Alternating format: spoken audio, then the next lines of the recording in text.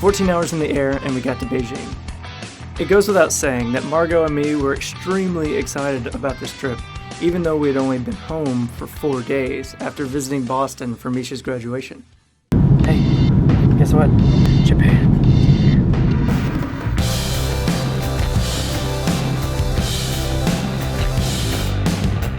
After so many years dreaming about it, I was finally in Japan, a one-of-a-kind island and culture at the other end of the world.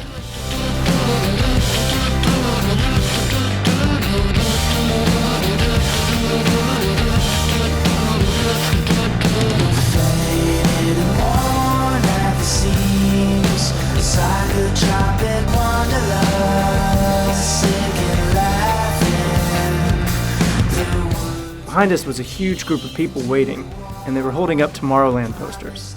Sure enough, it was George Clooney.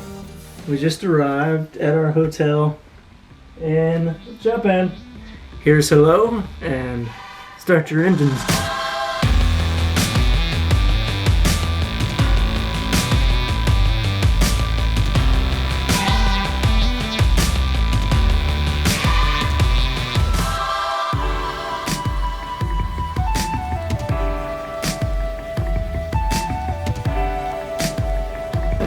We're just walking about, and then robots!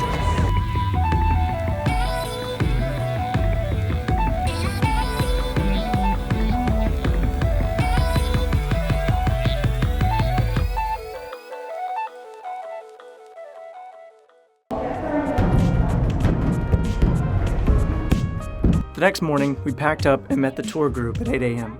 We sat in the back to enjoy an open window and have our luggage stored around us. Here we are, day one of our tour.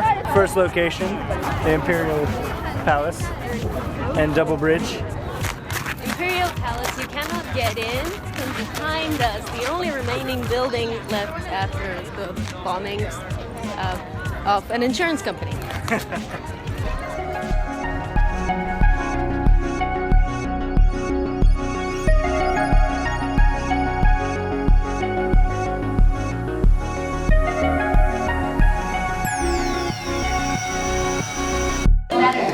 So, check this out.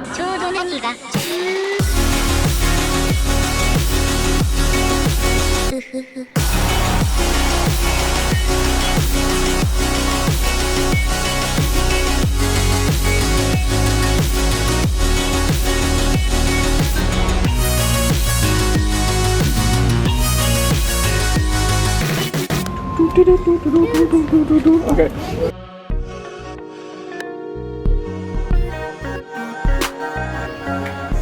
We learned how to pray, purify ourselves at the fountains, and how to get our fortunes.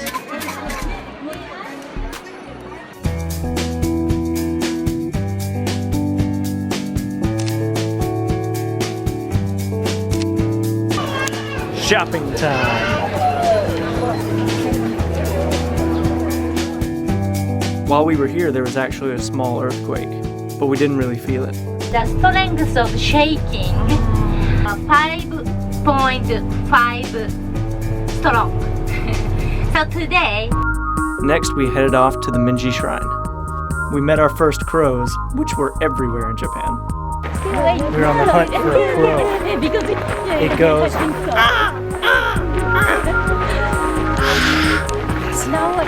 After the temple, we went to the Harajuku district. Lots of cool shops, a very hip part of town.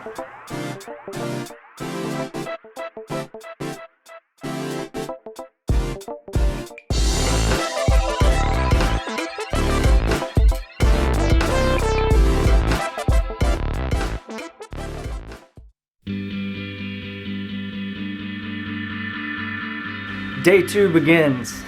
We head to Mount Fuji.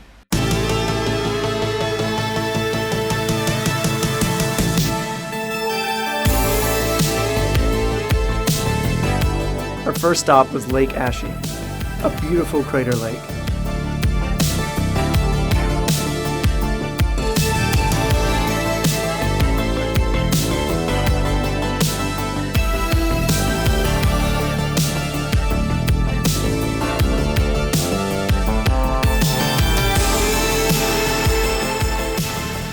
Usually it should be 80 people to go up to the top of the mountain. It's like, 15. That's because all the locals are afraid of volcanic eruptions.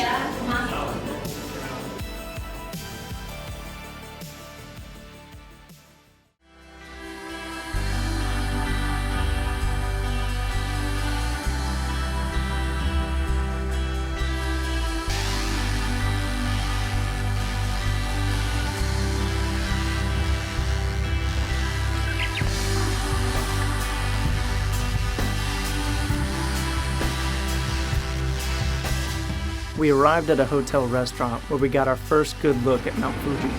We're gonna be like the Beatles.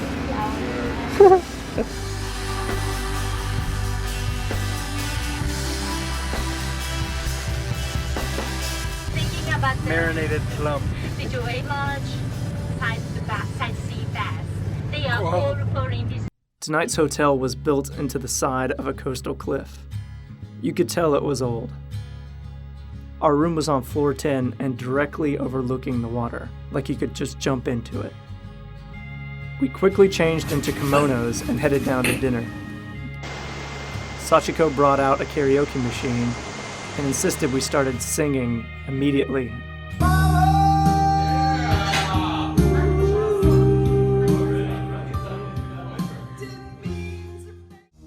After eating, we had the options to take a hot springs bath. What do you do in the bath? Of course, they were gender separated. Fortunately, there was no one in there, so I had the outdoor place to myself. It was about as hot as a hot tub. It was too dark to see outside, but listening to the waves with the cool breeze was just great.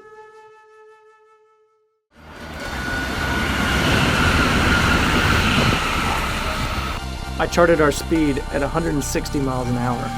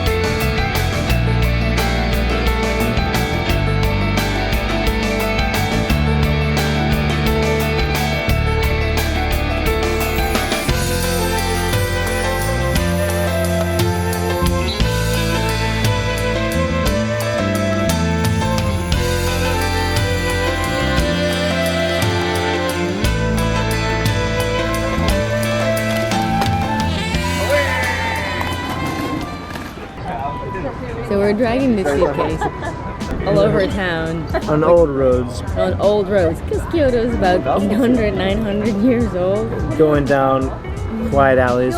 She's like, please be quiet. And then we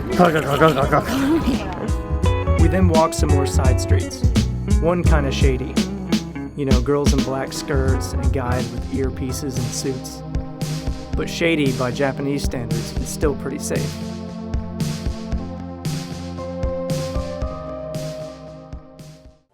We woke up and quickly headed to breakfast. Our first stop was the Golden Pavilion.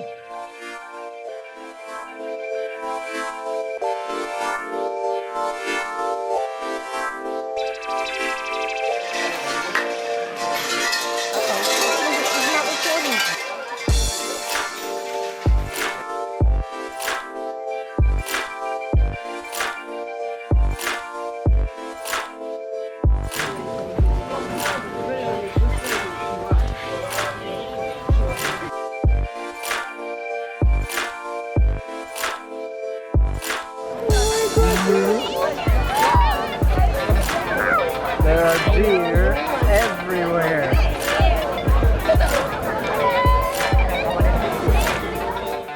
This was the end of our tour. We kept walking the tiny streets.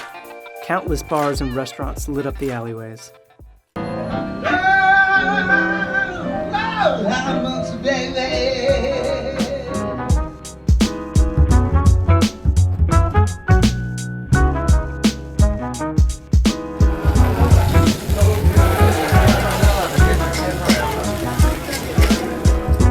We stopped at this really cool little corner restaurant on the back streets. The cook was super friendly, and as we walked by, he was beckoning us in, saying, "Don't be scared, we are angels." He was a funny guy and spoke decent English. We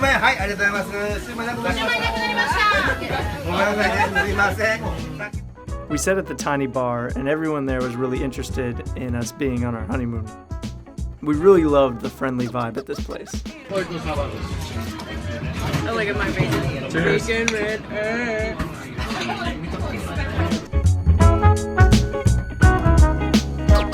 We spent a minute figuring out the subway system and headed to Kyoto Station.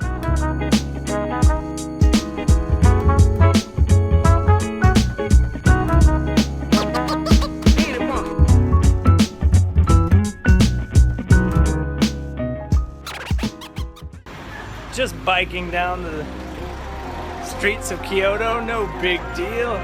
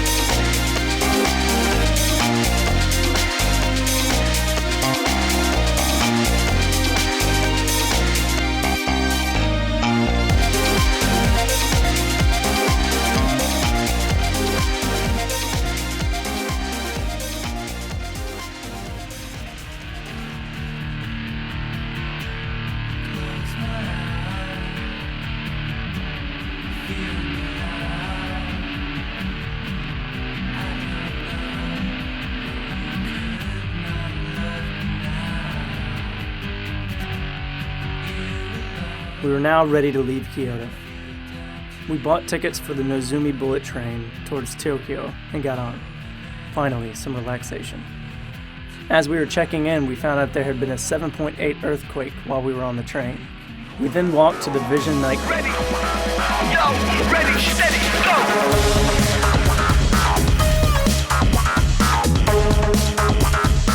Smoking was loud inside, and by an hour and a half in, smoke got so bad we had trouble seeing and breathing. We woke up to another great view. We headed to Akibahara at 1 p.m. The 6-lane street was closed off for pedestrians, and the towering buildings all marketed anime.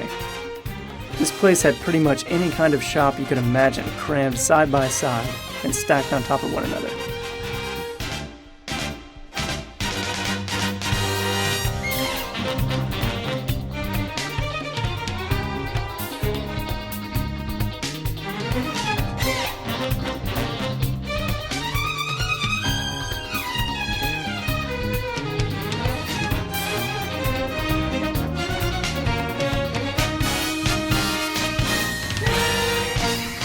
For Japan, this place was huge. For an arcade, this place was huge. I'm not going to take time here explaining what the Kowloon Walled City is. Just Google it. It was like walking into a Dharma hatch from Lost. Pretty creepy, but awesome. The second floor was themed more like a market and had the most games. We're locked in, we have to live here now. We opened up a chicken shop and we're doing quite well.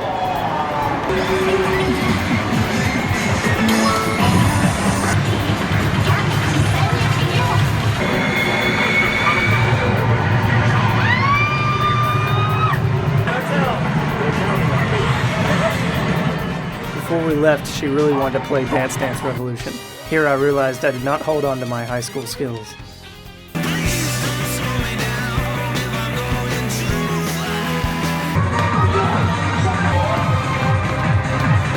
The men's bathroom was rightfully brutal, and by contrast, the ladies' was hilariously fancy. Guess he's full. I mean, look how fat he is. We found a small Brazilian restaurant and really enjoyed the meal there. It was also the first beef we'd had all trip. We then walked back to the station to meet an old high school buddy of mine, Kevin Jones. He's been living out here as an English teacher. When we got a little lost, Margot saw a cook and asked him for some directions. He actually didn't speak English, but asked if we knew French. As it so happens, Margot does. Mais non, je comprends pas. Merci. We did get a taste of rush hour in the subways, though. Human sardines. Now at Shinjuku, it wasn't hard to find the robot restaurant. Just the stairway to the main room was a sensory overload. Me and Margot's last night in Tokyo, and we're doing the robot restaurant. One of the things they say you must do. Can we buy things off the walls? As for the performance,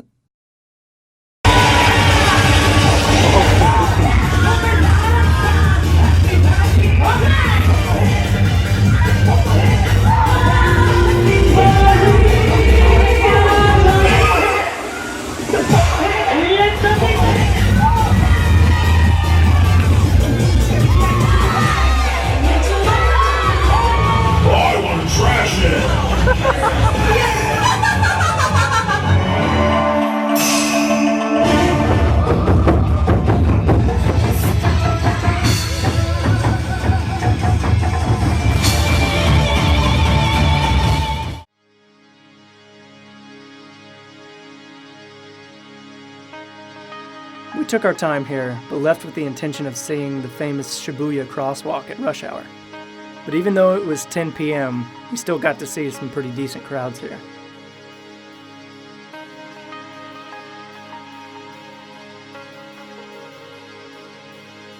I bought a 6-pack of St. Arnold's lawnmower from Houston to give Kevin as a gift.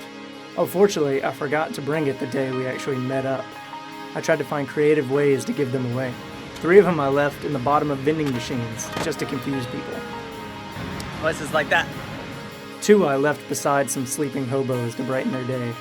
And this last one I left as a tip for the rappers. 2.5 hours later, we got up at 4:30. We set off for home. Fly me to the moon and let me play amongst the stars. And let me see what spring is like on Jupiter.